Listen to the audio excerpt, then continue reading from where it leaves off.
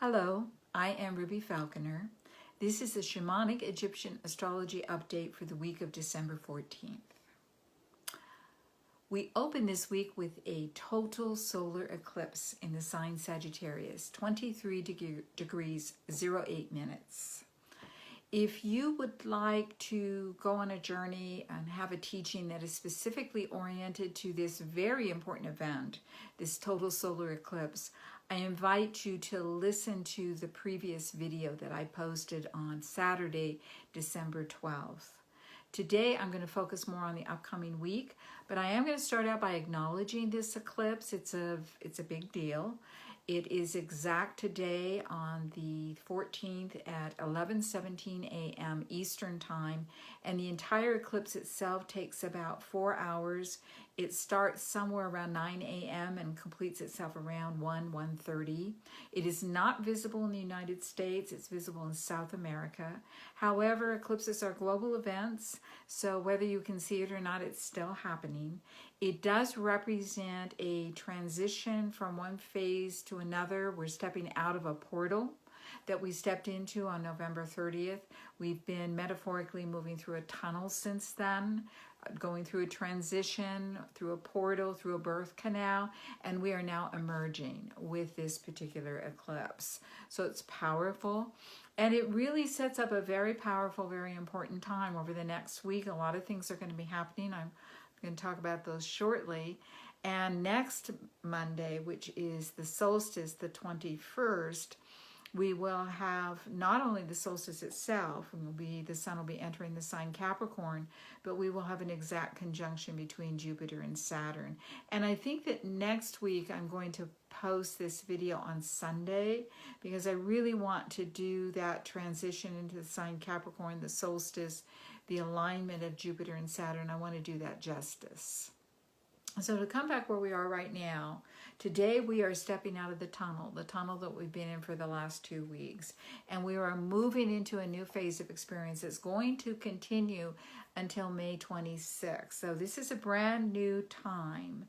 And what we find is that these eclipse periods, the periods between eclipses, these phases of experience, they really are different. If we look at 2020, we had one phase of experience that went from January 11th until June 5th. We then entered a portal. We had a second phase of experience that extended from July 4th to November 30th. And then we entered another portal. And so the first half of the year in 2020 was very different than the second half of the year. And we can expect that the first part of 2021 is going to be very different than this last phase that we just exited. So change is coming. We're going to have a different phase of experience, and 2021 is going to be very different than 2020. So that's where we are right now, is stepping out of that portal into this new phase. And as part of the shift that's going on, we have tomorrow on the 15th, we have Chiron changing direction. Chiron is stationary, has been stationary for the last few days, and will be stationary for most of this week. That's important, and I'm going to come back to that in a couple of minutes because we're going to spend some time with that.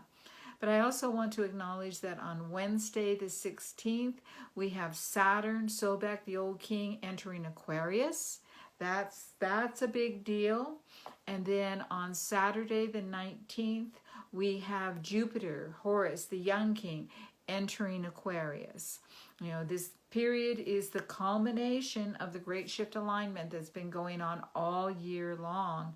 And these two moving out of Capricorn, where they've been for a while now, and into Aquarius is a big part of that shift out of the great shift alignment. It's ending, it's completing itself. So that's a very big thing that's happening this week. And then on Monday, on the 21st, they come into exact alignment on the very first degree of Aquarius. So that's important. We also have on Sunday, the 20th, we have Mercury, Thoth in the Egyptian pantheon, entering the sign Capricorn. And then the next day, on Monday, we've got the sun entering Capricorn.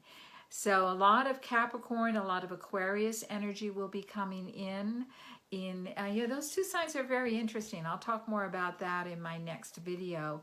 But they, in ancient times, before the modern era, before Uranus was discovered in 1784, Saturn ruled both Capricorn and Aquarius, and they both, in their separate ways, have some Saturnian overtures to them, some Saturnian energy, and I'll talk more about that, in my next video. But it's just kind of interesting to reflect on that, and both those signs will be quite prominent as we move into the next month or so. So, to come back to where we are right now at the beginning of the week, the energy that I want to work with today is Chiron. Chiron, as I said, is stationary for most of this week. And, when these outer objects, these outer solar system objects, slow down and prepare to change direction, Chiron's turning direct, they have a tremendous amount of influence in our lives. And Chiron is the wounded healer. So that energy of the wounded healer is very strong right now.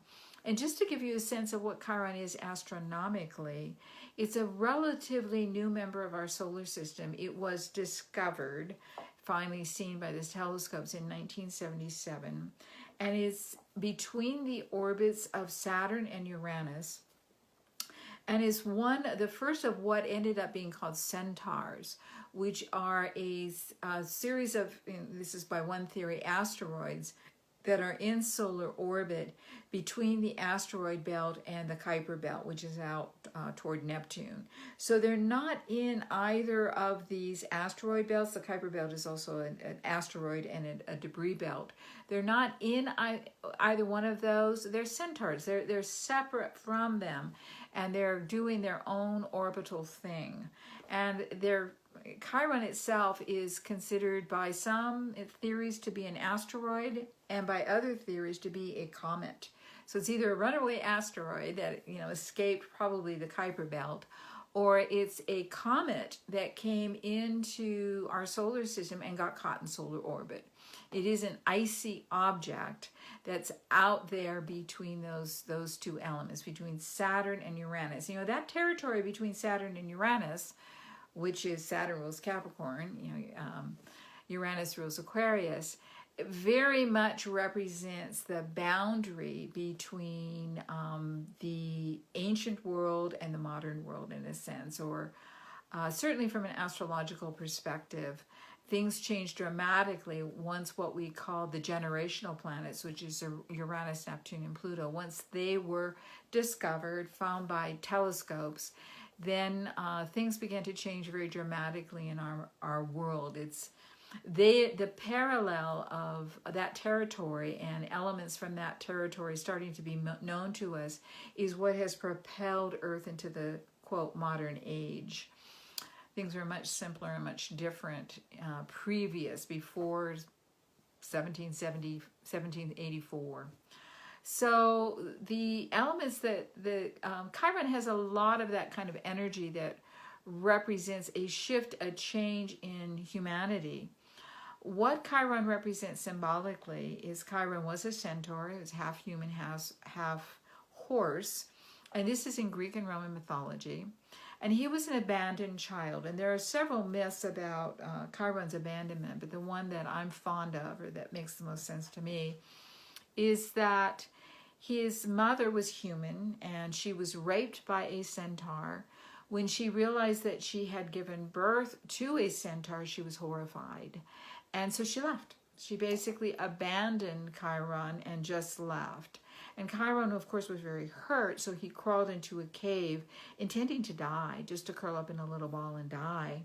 And there were wood nymphs nearby that took pity on him. And so every day they brought food to the mouth of the cave, and he would crawl forth and feed himself. He would eat the food, and then he would crawl back into the cave. And this went on until he got too big for the cave. And so then he had to crawl out. Symbolically, he gave birth to himself. And Chiron went on to become one of the wisest beings on Mount Olympus. If you're familiar with the Greek or the Roman myths, these gods and goddesses are a pretty wild bunch. You know, this was a very patriarchal system. There was a lot of revenge going on. There was a lot of turning people, you know, using one's power to turn them into other things than what they were, taking their power away from them in one way or another. Chiron was kind of above all of that. He was a advisor to Zeus, or Jupiter, as he was also known, who was the king of Mount Olympus. He was a teacher of the demigods. He was a healer. He was skilled in medicine, in herbology. He was an astronomer. He was a philosopher and an advisor. So he was a powerful being who kept himself separate. He didn't live on Mount Olympus, and when Achilles was one of his students who went to him and lived with him for a while in order to be taught by the skills, the healing skills of the great healer. He was known as the healer, but he was also wounded. You know, he had been abandoned. You know, that's the core wound that Chiron represents. In the Egyptian pantheon, Chiron is associated with Anubis, who was also abandoned by his mother. Anubis' story is that he was born of an illicit relationship, an affair between Osiris, who was the consort of Isis, and Nephthys, who was the consorts of Set. And of course, Nephthys and Isis are sisters, they're twins. And if you read the Greek and Roman historians, the way they tell the tale is that Nephthys is kind of corrupt. You know, she's a seducer, and she makes up her mind for whatever reason to seduce Anubis. So she dresses herself in her sister's clothes and puts on her sister's perfume, and she goes to the courtyard where Osiris and Isis live, and she's just kind of hanging around. And Osiris comes home and mistakes her for his wife and makes love to her. And Nephthys is impregnated, and the child that she bears is Anubis. She can't take him home because she knows that her husband Set, the god of war, will kill him. And so she walks out to the desert, and she lays him down on the desert floor and walks away. And watching this, hidden behind the scenes, is Isis, and she swoops in and rescues her nephew, the baby Anubis, and takes him home with her and teaches him her arts so that he is born of a lunar goddess, but he is raised into the light by a solar goddess. And that is who Anubis becomes. He is the one who takes the newly deceased into the underworld, where they meet Ma'at. Their heart is weighed upon her scale. They meet his mother, Nephthys, and if they pass muster, their heart is put in a canopic jar and is bathed with oils that magical scents that she creates. And then he takes the newly deceased soul into the above world, into the Egyptian version of heaven, which is called the Duat. And the Egyptians believed that was near Sirius, that was near the constellation Orion, that part of the night sky, that part of the star, the pantheon of the stars, the panoply of the stars, canopy of the stars, was very important to the ancient Egyptians. And of course, there is a hidden mystery to this story, is in the bigger picture. It needed to happen. You know, there needed to be somebody born from two underworld beings, Nephthys, who's the lunar goddess, and Osiris, who's the lord of regeneration, the lord of the underworld, and brought into the light by the solar force Isis. That needed to happen. And the Greek and Roman historians, being as they were seeing things through their lens, what they picked up on was the abandonment by the mother, you know, and the corrupting influence of that abandonment. And so that is a piece of the story. It's not the whole story by any means, but Anubis, much like Chiron, does grow up with a mother wound. You know, many of us do grow up with a mother wound. And he has to give birth to himself in some way. He has to surrender his unconscious attachment to his wound. He has to stop battling it in a sense. He has to stop being in reaction to it. And we can talk about that, you know, what the energies of Chiron represents in an astrological chart is this is the place of our core wound. And everybody gets abandoned in some way. You know, for some folks, the abandonment is quite literal. You know, it's, you know, we're adopted, or a parent leaves us, abandons us. The parents break up at a very early age and one parent leaves, or someone dies, which is an unintentional abandonment, but nonetheless it is an abandonment. If a small child, if the parent dies, there's an abandonment. Premature children who spend time in an incubator or spend time separate from their mother and their father before, you know, shortly after they're born, there's a kind of abandonment there. They don't have that connection with the parent. For some of us, we're emotionally abandoned in some way. We all get it in some way. There's some part of us that is not seen, not recognized, not acknowledged, not appreciated. And therefore, we might end up abandoning that part of ourselves because it's not welcome in some way. That process of being human, and what I'm talking about here is an experience that all humans have. Whether we're conscious of it or not, we all have it. And some of us, the abandonment is so painful, we are very much aware. You know, we frequently end up in experiences later in life where it's reinforced. We end up being abandoned in relationships. You know, we find ourselves attracted to unavailable people. You know, there's lots of different ways that this can work. But a basic theme of life on planet Earth is abandonment. And in an astrological chart, the position of Chiron, the wounded healer, describes what our expression of abandonment is and our reaction to it. It's kind of interesting about Chiron. Almost always shows up in a challenging relationship to some part of the chart. Almost always. You know, I've been doing charts for a long time. I've been doing charts since before Chiron was discovered, before it was used. And there's only been a few times, a very few charts that I've seen Chiron only in positive relationship to other aspects of the chart. It's almost always in a difficult relationship with either the sun, the moon, Mercury, Venus, Mars, Jupiter, whatever it might be, which points the finger, in a sense, at where the core wound of abandonment is coming up for that person. So, you know, if you do astrological chart readings, always important to look at where Chiron is. This is going to tell you something about where that theme of abandonment shows up in that individual's life. And what I've also come to understand after all these years is that being embodied on Earth means that we are going to experience abandonment in some way. And we are going to have to spend some time in our life healing from that abandonment in order to step into our true power.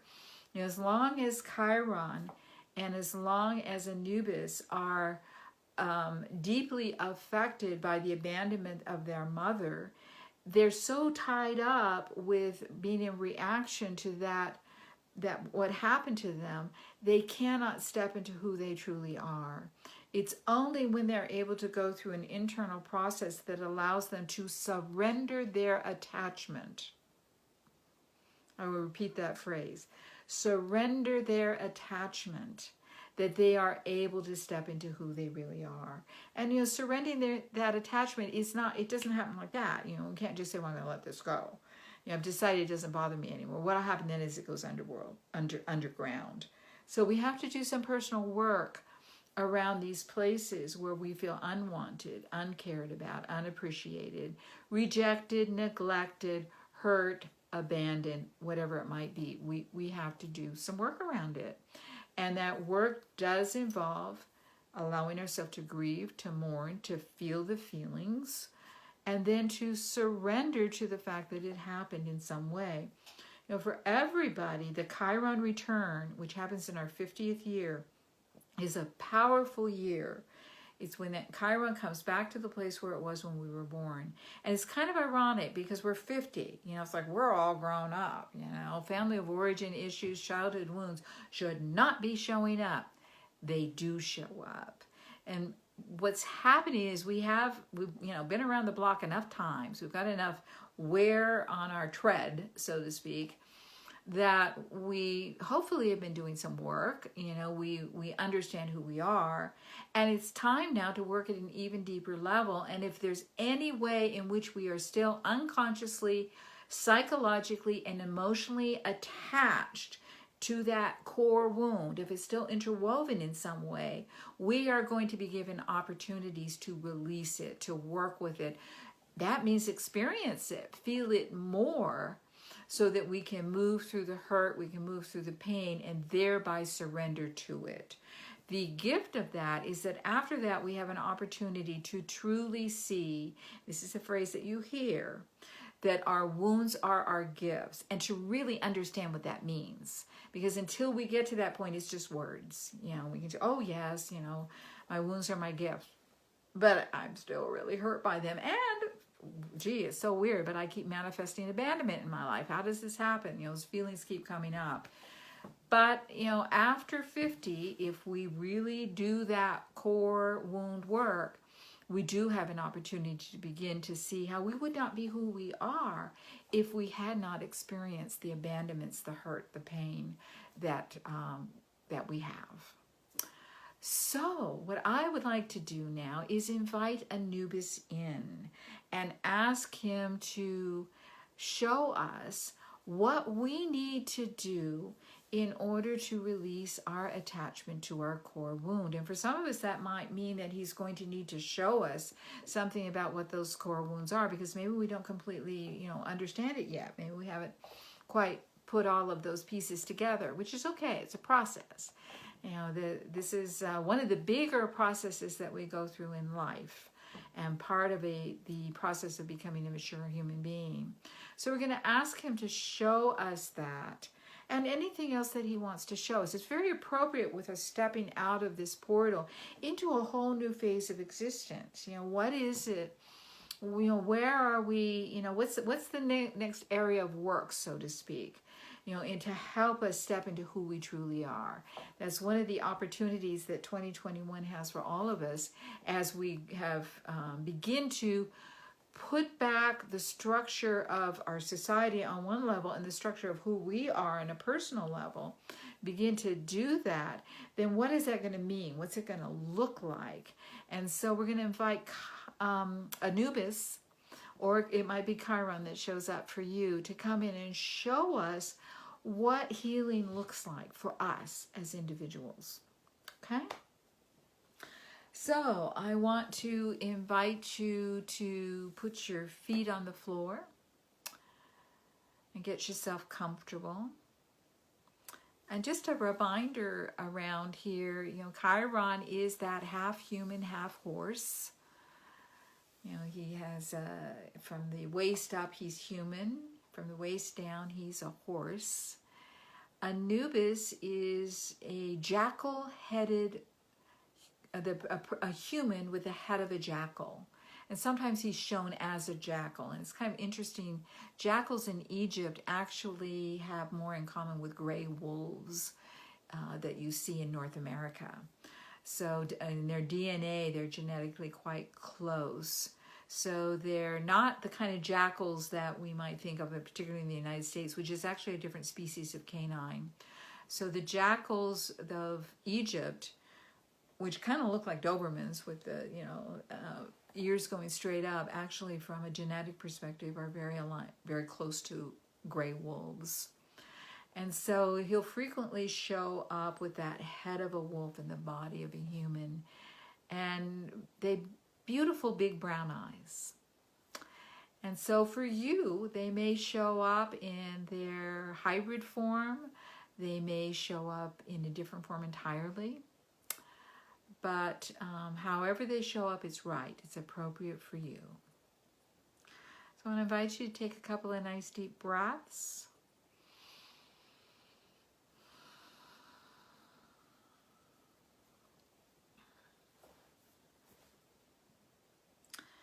And I want you to imagine that you are walking through the woods. And it is a beautiful day. It's cool. Might be autumn or early winter. It's crisp. And you're aware of all of the life that lives in the woods. And the beauty about this time of year is that you can see more of it frequently, because there's not as much foliage. Sound travels more. You can hear the crunch of your feet on the ground, walking through the leaves.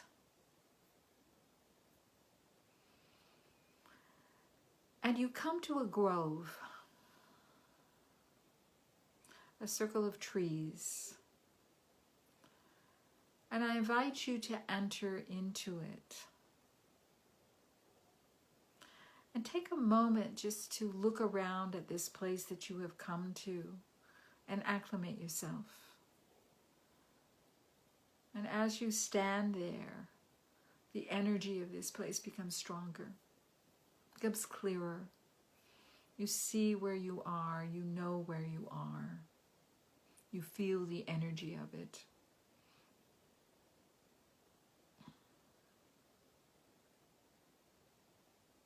And you become aware now that you are not alone.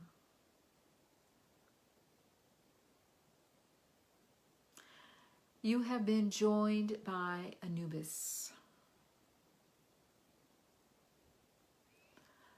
Anubis is the shower of the way, the wounded healer who matures and grows into being the shower of the way. And he does this work with great love and great compassion. Anubis has beautiful eyes. And when you look into them, you see the huge understanding and compassion that he holds. Anubis and Chiron, both these beings understand hurt. They understand abandonment because they've gone through it. They've moved through it.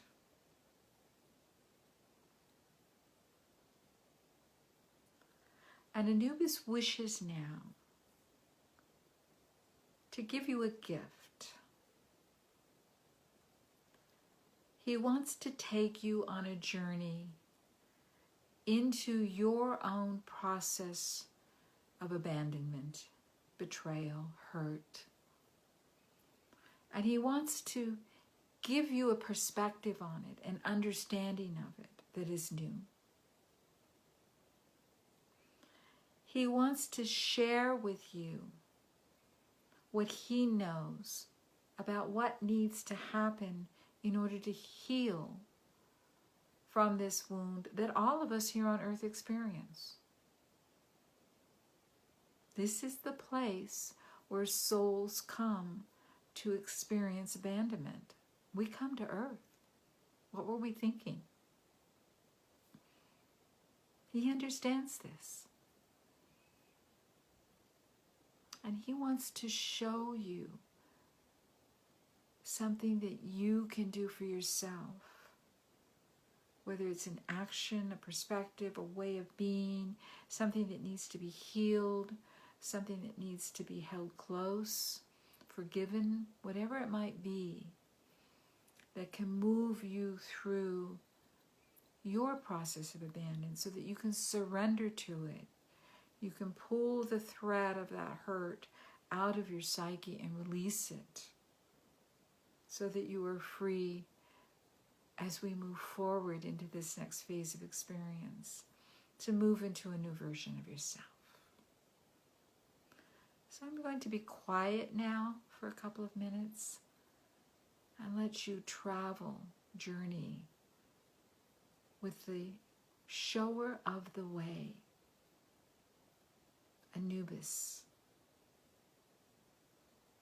the wounded healer. Nice deep breath.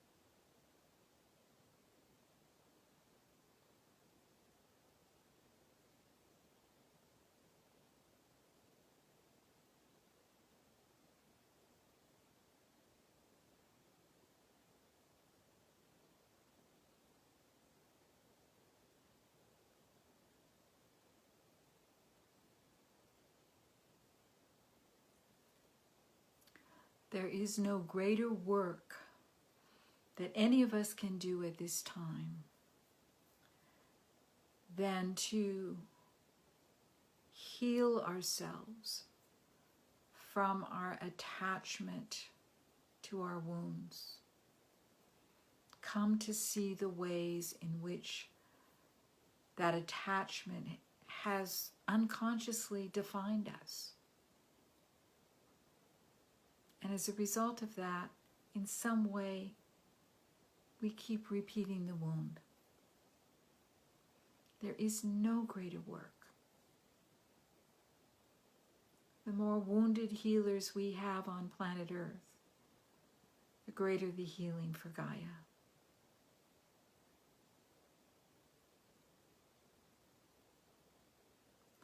Anubis wishes now to give you a gift. Something to remember him by and to stay in touch with him. He is the shower of the way.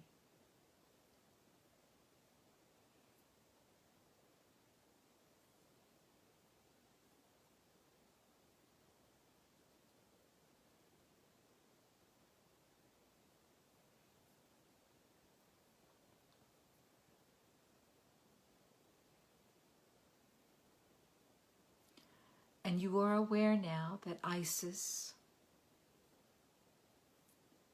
adopted mother of Anubis, his biological aunt, his mentor, his teacher, she has joined the two of you in the grove. And she wraps now her rainbow wings around you and pulls you close to her body, wrapping you with her love, her compassion, her care, wanting you to know that you are never alone. She is always with you. She is always watching, just as she was watching when Nephthys laid Anubis down when he was a baby on the desert floor and walked away. The height of his abandonment. She was there. She was watching. It was she who sent the nymphs to the mouth of the cave to bring food to Chiron. She's always there. Rest back against the body of this beautiful expression of the divine feminine and feel her love and compassion.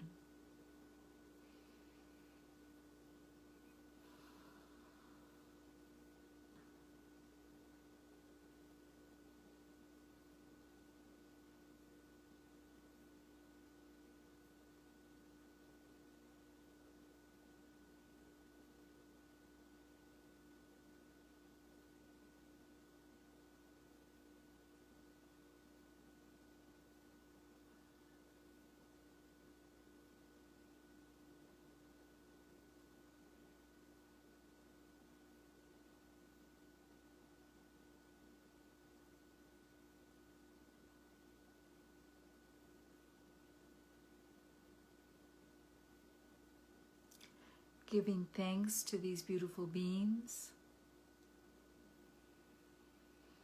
Take a nice deep breath and come back into the room.